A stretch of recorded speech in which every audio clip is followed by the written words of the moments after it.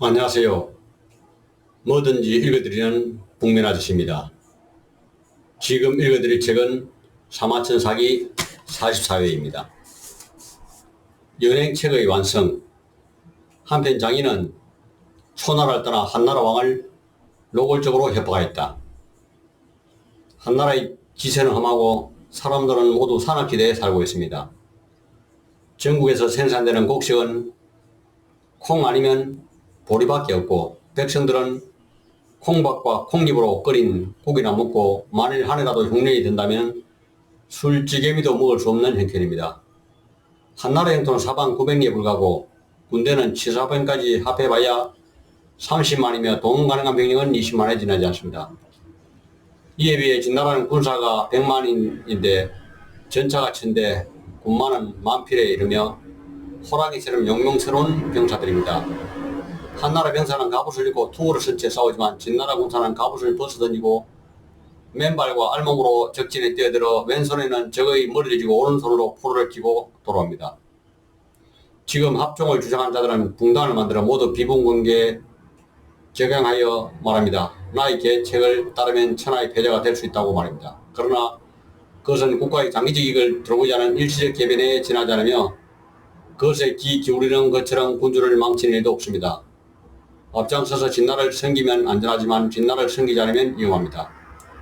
화근을 만들면서 복을 바라는 것은 얕은 꾀에 지나지 않으며 오히려 원한만 깊어갈 뿐입니다. 대왕께서는 잘 생각하시기 바랍니다. 한나라 왕은 장의의 의견에 따랐다. 장의가 진나라에 돌아가 보고하자 해양은 장의에게 무신군이라는 칭호를 내리고 다스덕을 주었다. 그런 연후에 장의는 제나라 왕을 철따라갔다. 지금 천하에 제나라보다 강한 나라는 없습니다. 제나라 백성들은 모두 부귀와 영화를 누리고 있습니다. 지금 진나라와 초나라는 서로 통혼하는 형제의 나라가 되었으며 한나라는 의양 땅을 바치고 위나라는 하회의 땅을 바쳤습니다. 또 조나라는 하간의 땅을 바쳐 진나라를 섬기고 있습니다. 장인 다시 제나라를 떠나 조나라 왕을 만났다. 우리 진나라 왕께서 저를 보내 대왕께 책략을 바치도록 하셨습니다. 대왕께서 천하의 제후들을 거두어 진나라를 배척하여 진나라가 한권을 나오지 못한 지 15년이 되었습니다. 대왕의 위엄이 천하에 떨치니 우리 진나라는 공포에 질려 고개도 못 들고 오직 무기와 거기를 정비하고 말타기와 활쏘기를 익혔으며 농사에서 곡식을 비축하면서 두렵고 슬픈 나라 속에서 감히 움직이지 못했습니다. 이제 천하 각 제후는 하나로 될 수 없습니다. 지금 초나라와 진나라는 형제국이 되었으며 한나라와 위나라는 진나라의 동쪽을 지키는 신하와 다름없고 제나라는 땅을 바쳐 하친을 칭했습니다. 만약 지금 진나라가 3개의 부대를 파견하여 그중 한 부대는 오도를 차단한 후 제나라와 통과하여 함께 한 단의 동쪽에 진을 치도록 합니다. 말을 듣고 난 조나라 왕이 탄식하며 말했다. 과인이 날에 돌고 대를 이은 지 얼마 되지 않아 늘 걱정했었소. 그런데 천하와 합충하여 진나라를 섬기지 않은 것이 나라의 이익과 맞지 않는 듯하여요. 요즘 생각을 거쳐 땅을 바치고 과거의 잘못을 처방하며 진나라를 섬기려고 막 수레를 준비하여 떠나려던 참이었소. 때마치어 그대의 영명한 저서를 듣게 되었소. 장인은 다시 초나라를 떠나 북쪽 옛나라로 가서 옛나라 왕을 만났다. 조나라 왕이 이처럼 포악하고 친척조차도 관용하지 않는다는 것을 대왕께서도 분명하게 보셨습니다. 그러나 옛나라 왕은 과인은 만이와 같이 편벽된 곳에 처해 있어서 비록 어른이지만 어떤 일을 판단하는 것은 실제 어린아이 같았소. 당시와 같은 기회의 가르침에 감사하고 나는 신하국으로서 서쪽으로 진나라를 섬길 것이고 항산의 끝에는 오후의 성을 바치겠소이다라고 하였다. 장의의 마지막 계략. 장인은 연행의 완성을 보고하기 위해 진나라로 향했다. 그러나 진나라 수도 함양에 도착하기 전에 회왕이 죽고 그의 아들 무왕이 왕위에 올랐다. 무왕은 태자 때부터 장의를 싫어했는데 그가 즉위하자 군신 모두 장의를 비방하고 나섰다. 장의는 신용할 수 없는 사람입니다. 자기 몸을 위해서는 나라도 팔아먹을 자입니다. 다시 그를 등용하게 되면 틀림없이 천하의 비웃음을 받게 될 것입니다.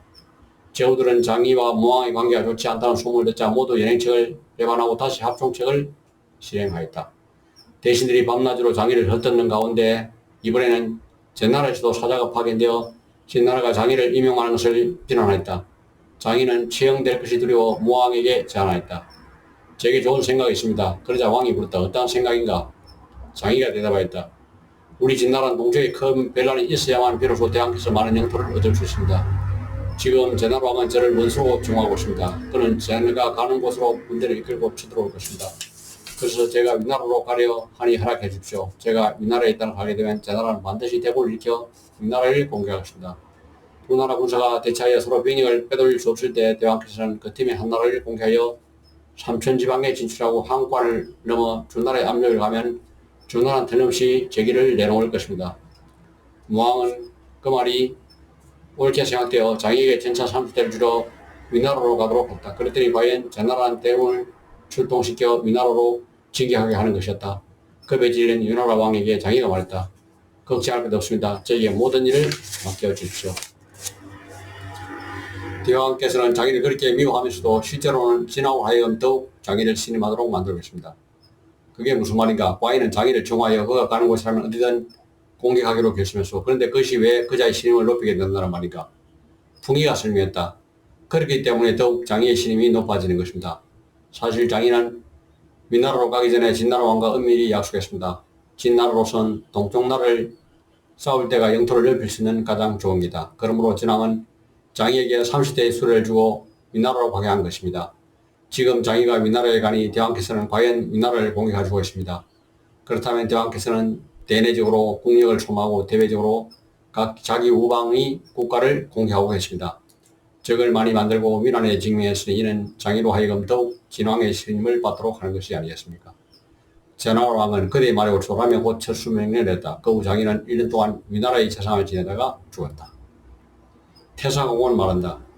장의의 행위는 소진보다 더 나쁘지만 세상 사람들이 소진을 미워하는 원인은 그가 먼저 죽어 장의가 그 약점을 과장하여 드러내었고 이로써 자신의 주장이 정확하다는 점을 현시하고 현황의 책략을 완성하기 때문이다.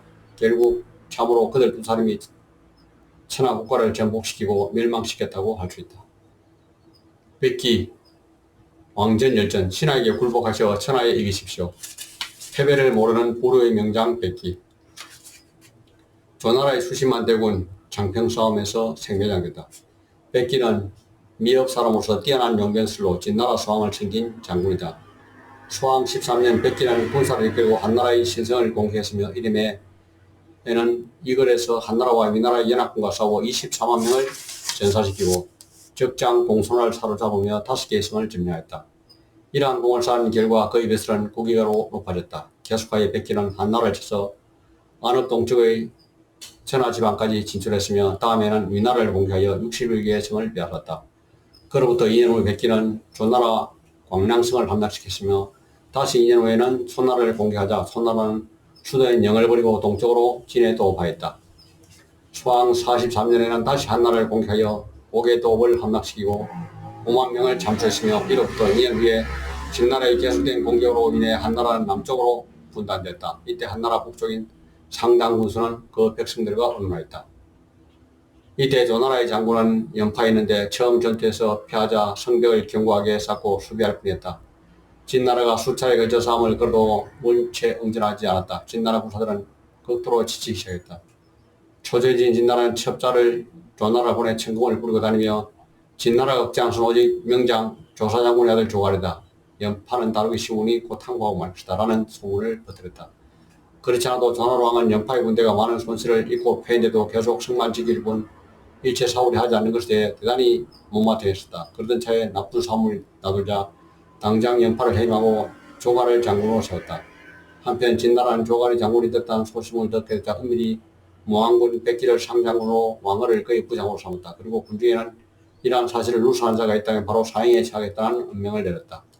조가는 도착하자 바로 출병시켜 진나라 군대를 공격했다. 진나라 군대는 거짓으로 패배하면서 두 곳의 복병을 배치하여 석격 준비를 하게 했다. 조나라 군대는 이러한 속상도 모르게 주게 하여 진나라의 보루까지 이르렀다. 진나라의 보루는 함락되지 않았고 이 와중에 진나라의 복병 2만 5천 명이 조나라 군대의 후방을 차단했다. 또 진나라의 기병 5천 명이 진영 안으로 진격에 들어와 조나라 군대는 양분됐으며 식량 보급로가 끊어졌다. 9월이 되자 조나라 군사는 밥을 먹어본 지가 46일째에 접어들어 급기야 서로를 죽이고 잡아먹기 이르렀다. 그래서 진나라 군대를 공개해서 탈출하려고 4개의 무대를 만들어 4~5차례 걸쳐 시도했지만 성공하지 못했다. 마침내 조가리 정예 병사들을 출병시켜 스스로 나가 싸웠지만 그 자신이 전사공했다. 조가리 중자 거의 군대 40만 명이 무안군에게 통하였다. 무안군은 이 상황에 이르러 심사숙고했다.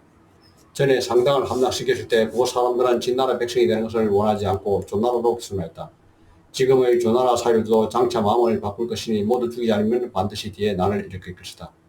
이렇게 생각한 백기는 속임수를 써서 그들을 모두 구덩이에 매장해 버렸으며 단지 어린아이 240명만을 돌려보냈다. 이로써 전후 합쳐 참수되고 포로가 된 사람이 무려 45만 명에 달하게 되어 조나라 사람들은 크게 공포에 들었다. 신하에게 굴복하고 천하에 이집시오. 소왕 48년 진나라는 다시 군사를 일으켜 한나라와 조나라를 공격했다.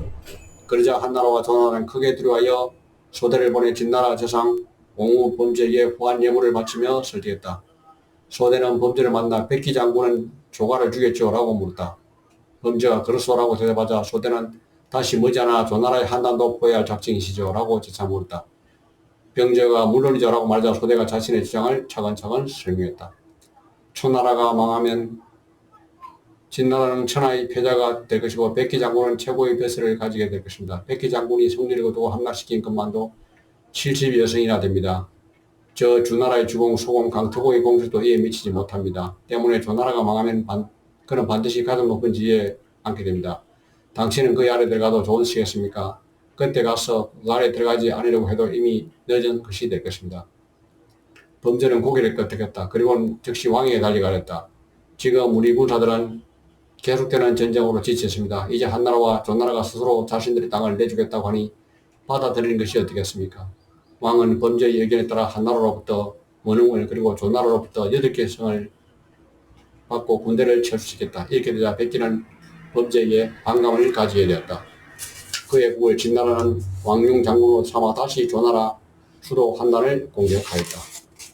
지금은 공격할 때가 아니며 그러므로 백성들을 휴식하게 하고 다른 나라들이 어떻게 나오는지 살피십시오. 두려워하여 복종해 오는 나라는 받아들이고 오만하게 구는 나라는 토벌하십시오.